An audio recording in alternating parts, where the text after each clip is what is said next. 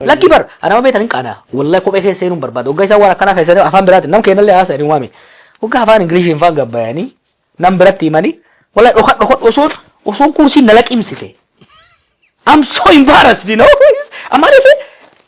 Let me be very serious. Also, abi jabate bi khade bi se humnot hidan tanunda chafak emo ate jabate. I will be the happiest.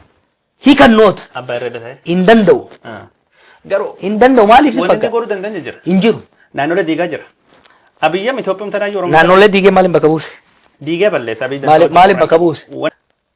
Oromo abi and his abi finamno namoni suni. They are the worst of Oromo Sitima. Oromo Berry, laughing a go, Mamma Hamatamudan de Male. Be a bullshutimo. Be a good, be a good disutimo. Hojatutimo. Modernization of Ethiopia economy modernized what Churati. No, you do Mano de Ilma de Resati. For so many years, Minister Kature. Nama Dunyan Jajjechur. Even sirni alagatu laaleti dandeetti nama keenya itti amane yeroo dheeraaf ministeera godhe. Hawaasa san keessaa warri diinagdeen qoosuu barbaadu, warri ashaangulliitii hojjechuu barbaadu. It is so embarrassing bar. You know? Yeah. Kan se godhani. Inni naafta garuu sat. How does economy grow? Biyya guddisuu jechuun maal beektaa? Biyya is a very simple formula biyya ka guddatu. Dura agricultural surplus uumta. Qonna guddifta. Qonni uga guddate surplus isa gara manufacturing industry sector deema. Industry sector gara service deemta. Biyya beektaa maajikiin hin jiru. Ila nam dhuunfaa biyya waliin dhayin namni. Nam dhuunfaa hateellee duroomuu danda'a. Nam dhuunfaa lootarillee argatee duroomuu danda'a. Biiti garuu dalagaa qofaan guddatu dandeessi. Biiti strategic advantage qabdu, comparative advantage qabdu, maal ka Itoophiyaan qabdu, lafa, nama, wanni Itoophiyaan qabdu.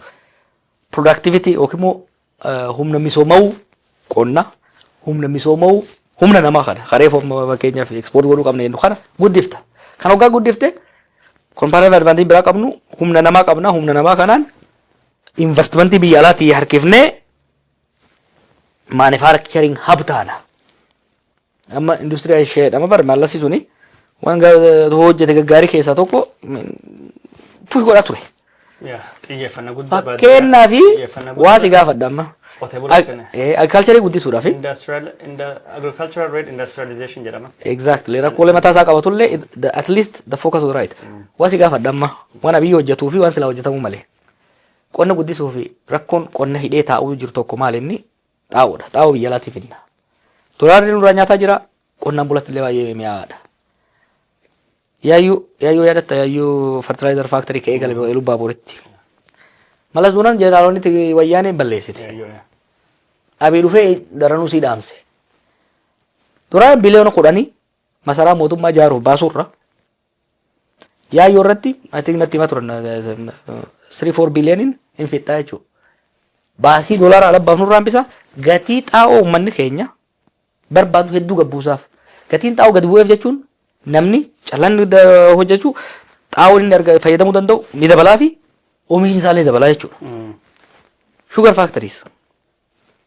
Sugar factory Itoophiyaan wanni isiin qabdu bishaan qabdi laf qabdi. Sukkara export gochuu dandeessi. Mallasfaan maal eegalanii gara faabrikaa 13 eegalan. Inni duunaan jeneraalonni faabrikaa caccabaa indirraa fiddee keesse. Waan kooriidoorii fi paarkingii fi decorationii amma irra balleessan kanarra maallaqni achirra ba'e. Do you know how much money was spent Finfinnee bareechisuu irratti over last 6 years? Something about 300 billion. Okay? Maallaqni kuni faabrikaan sukkaraa hundi amma deeggarde amma tasee booda xiqqoo maallaqa kenninee fi jaan. Faabrikaa sukkaraa tanniin suphanii jabeessanii akka deeman taate sukkara alaa galchuu dhiifna. Sukkara alaa galchuu dhiifne ala erguu dandeenya alergiin keenya dabalaa deema jechuudha. Sharafa biyya laqqosan. Listen Kadiro, building a country is this. Biyya. Am anka jedhu ati amma garaan kee duwwaa jennu ati warra Booranaati mi? Garaan kee duwwaa. Ayyoon ta'e fuuluma kana dhadhaasi dibdee si babbareechiftee si galasiif ka garaan kee duwwaa. In qaccartamuun guddattaati. Wallahi cobaatee quufee jedhee yaadadhaniin quuftadhan dambooba. Amma suni bara prosperity idea beek. Amma quufee jennaaniin quuftadhani. Teoorii amma si gaafadha teoorii. Naa gala wanta jiru. Booranuma si hageessu bakka ati guddatetti. Ayyoon ta'e ganamuu dhadhaa bareeda si dibdi. Yoo garaan duwwaa sun Garaan jirtu. Baatii booda tokko booda ati huqqataa qancana deemta moo bareeda deemta. Guddata deemta. Qancaraa deemta. That's what Abiy is doing to Ethiopia. Ekke laal. Itoophiyaa biyyi keessatti investimentiin qonnaatti godhamu gad bu'aadha. Barnoota irratti ka godhamu gad bu'ee jira. Ka manufacturingii yookaan warshaaf godhamu cuftuu gad bu'ee jira. Garuu Abiy akka taheen daga tokko lama akka dubbatu. Koriidarii bareechaa jirra, magaalota bareechaa jirra, turizimii fidaa jirra jedhan biyya waraanii goolee daara gor keessatti. Akkamiin taatu? Ambeeta yeroo baay'ee isaan bira daddabarsee si akkam yaada namni kun jechuu I really wanted to understand. This is an extremely strange, weird person sitti maal. Jechuun waan barnoota guddaa gaafatume kana hubachuudhaaf. Namni Afrikaa maadha qaba turistiin biyya faranjii jiraataaf diroo. Waa lamaadha kan namni biyya suni bineensa laaluu dhufa. Waan seenaa laaluu dhufa. Sunuu nagaan jiraate. Nagaatti si dhufaafi. Itoophiyaan ilaalcha yommuu yaabbattu dur maal si garsiisan beektaa? Laallibalaa si garsiisan, Gondar, Aksuu si barsiisan, Holqa Soofumar si garsiisan. Amma si garsiisan beektaa? Unity Park rizoortii ni jajjaare kana. Garkaan deemuu hin danda'ane. Afrikaan namni Awurooppaa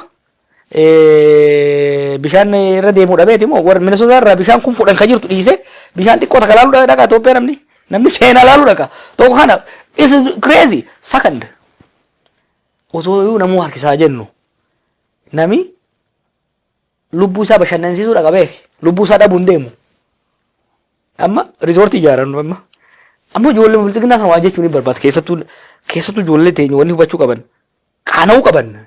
I mean how could they be proud of Abiy? Wanni fudhadhu amma rizoortii inni ijaare. Cabaraa curcuratti maal inni takka maal aleelaa keellaa. Aleelaa keellaa. Ijaaranii isaaf ministeeronni dhaqanii. Kalala. Tokkoffaa xayyaara malee dhaquu hin dandeessu miilaan karaa irratti si butaniiti nan bashannantoota jettu siin bashannananii. Eega ijaarame amma kasaaraa keessa hin hawwatii dida. Itoophiyaan Airlaansiitti kenna. Kasaarsuudhaaf Itoophiyaan Airlaansiitti miidhuudhaaf. Kaaba fudhadhu. Turizimiin amma kaaba kan eegdee. Gurraalleen akkasuma ta'e. Gurbaa fudhadhu.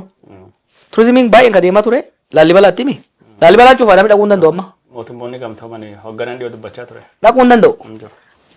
Laallibalaa kana nagaa itti uume namni akka deemu goosisuu mannaa gurguraa dhaqee rizoortii itti inni godha. Look, what is the responsibility of the state and the statesman? Dirqamni steetii takka sirna mootummaadhaa maali beektaa? Bu'uuraalee misoomaa ijaaruudha malee iddoolee bashannanaa ijaaruu miti. Iddoolee bashannanaa ijaaruun dirqama eenyuti? Dirqama dhuunfaadhaati. It's profit driven. Hoteela kana keessa jirraami. Hoteela kana steetii ministeera ijaaree moo nama dhuunfaa ijaare? Dhuunfaa jira. Abiy hoteela ijaaru jira. Hoteela ijaara. Maallaqa sanuu maallaqa hin jirre. Malleen Itoophiyaadha. Harki guddaan waraanaan badaa jira. Hangaaf tenni meera buusii uumi. Ijoollee bilisummaa san chaalenjii godha. Masaraan mootummaa Itoophiyaan osoo haga fedheellee misoomaa jiraatte masaraan mootummaa Itoophiyaadhaaf piraayoriitiidha. Tokko infalmini ta'ullee baatu suunfaatti itti gala Oromoo galatti galaa isin jedhani. Yoo naaffaa taate malee infalmini Oromootti itti gala yookaan sumatti itti gala waan masara kana hin dubbatin jedha gorsa. Waa si gaafadha. Uummanni Oromoo waa sadii gaafii abbaa biyyummaa kan jedhamu waa sadii. Waa sadii. Eenyummaa isaa aadaa seenaa dabalatee jechuudha. Isaa kabajamu. Lammaffaa qabeenya isaatirraa saamuu dhabee dalagatee misoomuu hiyyummaa keessaa bahu. Sadaffaan bulchiinsa ofii filateen jiraachuumi. Masaraan mootummaa kana keessa eessa jira? Waan warri bilchaginaa jedhu jechaa jira. Waan hin jirre is a fallacy, it's weird, you know?